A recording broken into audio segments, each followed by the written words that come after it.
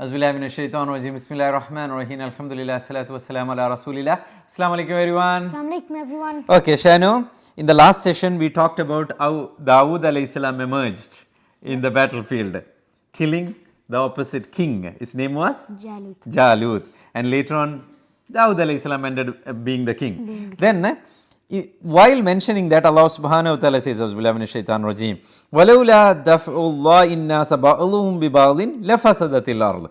Allah says, so basically what happened there was a small army of Talut and Dawood alayhi salam defeating a huge army of thousands of people.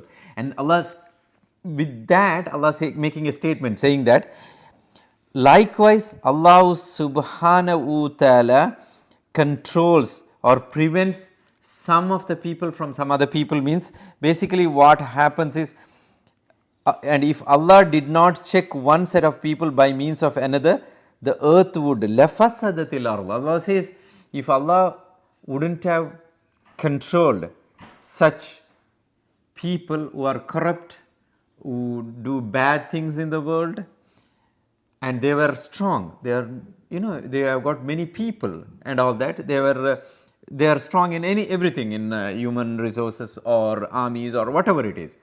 Allah says, sometimes I control them by a group of people who are less in number than them, but with Allah's help, they win over them. If that kind of process is not in place, Allah says, lafasadatil ardh. Earth will be completely filled with the corruption, because there's nobody is there to check them, and those people have no morals, they have got no principles, they just rule the world as and like they wish. But Allah intervenes.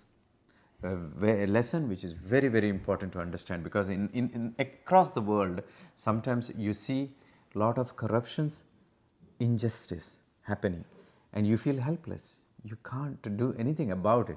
And what we can do is, we can't do anything. We just pray to Allah subhanahu wa ta'ala that there prevails justice in the world. Justice. We need to stand for justice and truth. We shouldn't harm anyone. We shouldn't unjustly kill anyone. We shouldn't spread corruption in the world. You should live a life completely submitting to Allah and being productive and beneficial for the people around, irrespective of religion or faith or anything. You can't discriminate other people based on their faith or religion and all that. All are human beings, all are creations of Allah subhanahu wa ta'ala. Even though they don't follow our religion, we need to be fair on them. If we get a power to rule any place, any small country or a small local council, we need to be fair. We can't say that, oh, you are not Muslim, so you don't deserve those things. We can't do that. We need to be fair, because you will be tested by Allah subhanahu wa ta'ala, and you will be asked by Allah subhanahu wa ta'ala, I gave you the power among the people, how did you use it? And we can't say that, okay, we favored only people who believed in us and all that. You understand what I mean? What I meant? We need to be fair as a ruler. That's the lesson we get from this. If there is any corruption or unchecked what a dictatorship goes in the world, Allah intervenes in between. Okay, this is one of the classic example of that. Now, next page, Allah says, Auzubillahi minash shaitanir rajim, Tilka ar-rusul fallalna ba'dahum ala ba'din. This is important to understand. Allah says, I send messengers, because the last verse ended up saying that, O Prophet Muhammad, you are indeed from the messengers. Then Allah says, among the messengers, some of them I favored upon compared to the other. Some prophets Allah favored from the rest of the people, rest of the messengers. For example, couple of prophets, Allah subhanahu wa ta'ala spoke to them. Who were they? Musa alayhi salam. Very good. Prophet Muhammad sallallahu alaihi wasallam. Very good. The tricky one. Adam alayhi salam. Very good, boy. Alhamdulillah. Very good. Again, Allah subhanahu wa ta'ala, man kallam Allah. Allah said, Allah spoke to them. Then Allah says, وَآتَيْنَا عِيسَى بْنَ مَرْيَمَ الْبَيِّنَاتِ وَأَيَّدْنَاهُ بِرُوحِ الْقُدُسِ. And Isa alayhi salam is special in his own way. He was born without an intervention of father. It was not a married wife and husband and wife. Maryam alayhi salam got pregnant by herself with Allah's will. And Allah said, وَأَيَّدْنَاهُ بِرُوحِ الْقُدُسِ. And I strengthened Isa alayhi salam by Ruhul Qudus. Who is Ruhul Qudus?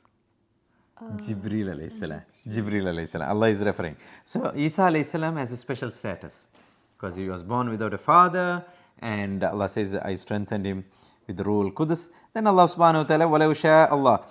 Then what happens is, Allah subhanahu wa ta'ala says, some of them, the people who came after these prophets, some of them believed and others disbelieved. If Allah had willed, they would not have fought against each other. But Allah does what He likes. We can't question on those things, why these things happens in the world.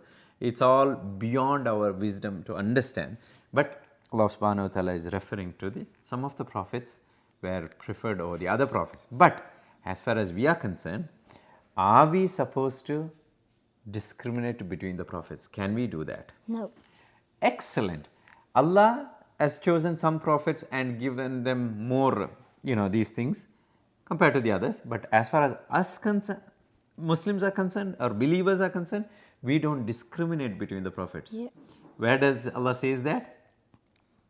In two of the verses which Rasulullah sallallahu alaihi wasallam got on the night of Mi'raj. Amana Rasul. In which Allah clearly says that believers don't discriminate between the prophets. Okay? We can't, even the fact that we are Muslims and Jesus or Moses is the prophet of other faith followers, we can't say that, oh, our prophet is the greatest, your prophet is not that great. We can't do that. We can, all of them are prophet of Allah subhanahu wa ta'ala. You understand? Then Allah subhanahu wa ta'ala says, Ya ayyuhalladhina amanu anfiku. Oh, you who believe, anfiku. Nafaka means spend. Anfiku mimma razaqnakum. Whatever I have given you, spend from them. What are some of the risk Allah subhanahu wa ta'ala has given us? Family, life, air, food, water. Correct. Knowledge, Knowledge. intelligence, all these things, time, these are all Allah's risk upon us, and Allah says spend from them in the path of Allah subhanahu wa ta'ala. Min qabli an yati yawm. Before a day comes to you when there will be no trading, there is no friendship, and there is no intercession. On the day of judgment, there will be no trading, in the sense that two people can't say that, okay, that person is going to go to Jannah, but the other person hasn't got enough good deeds to go to Jannah, and he can't get some of the other person's good deed. There is no trading like that. There is no friendship. The other person who is going to go to Jannah can't say that he is my friend, Ya Allah, just get him inside, if the other person is a disbeliever and he disobeyed Allah subhanahu wa ta'ala. If the other person was a believer and all that, maybe Allah subhanahu wa ta'ala will give him that status of giving that shafa'a to the other person. But what I'm trying to say is, the friendship in this world is not going to benefit on the day after. Yeah. That's very important. And there is no shafa'a. Shafa'a means intercession. You can't ask Allah subhanahu wa ta'ala, is my friend, please give him a free ticket to Jannah. That kind of stuff is not. It's all nafsi. You are responsible for yourself. If you have done enough good deeds, you will get into Jannah. If you haven't done enough good deeds, you are in trouble. Yeah. Okay, may Allah subhanahu wa ta'ala protect us. Allah subhanahu wa ta'ala says, Wal kafiruna, as for the disbelievers, umul zalimun, they are the wrongdoers. May Allah subhanahu wa ta'ala protect us from getting deviated into the disbelief. Okay, say Ameen Ya Rabbil Alameen. It's very important to make this dua, because people are leaving Islam in increasing numbers, because as they progress in their material world and education and knowledge and all that, they start ridiculing this divine message and divine guidance, saying that these are all unseen, this is all not there and all that. So they become arrogant and they get deceived by whatever the worldly glitter. Yeah. And may Allah subhanahu wa ta'ala protect all of us, me and yourself and everyone around us, from that kind of deception. Ameen. Ameen Ya Rabbil Alameen. Wa akhiru da'wana alhamdulillahi Rabbil Alameen. Assalamu alaikum. Assalamu alaikum, everyone.